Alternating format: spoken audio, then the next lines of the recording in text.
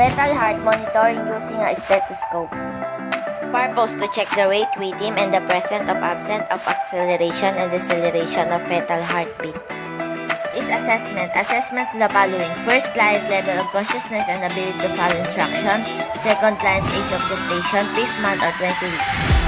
Planning. First, assess the fetus well-being. Second, initiate the nursing intervention for abnormal findings and document finding. Third, gather the necessary materials like bed, pillow, packing, and stethoscope.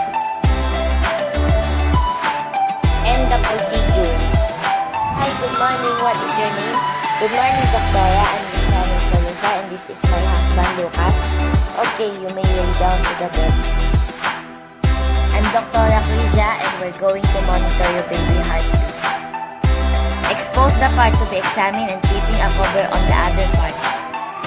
Place the diaphragm of the stethoscope on the client's abdomen where the fetal back is located. Count the beat in 1 whole minute. 2 beats are equal to 1 count. Normal result 120 to 160 per minute. Below or above the range indicates fetal distress. Assist the client to get out from bed. Wash hands.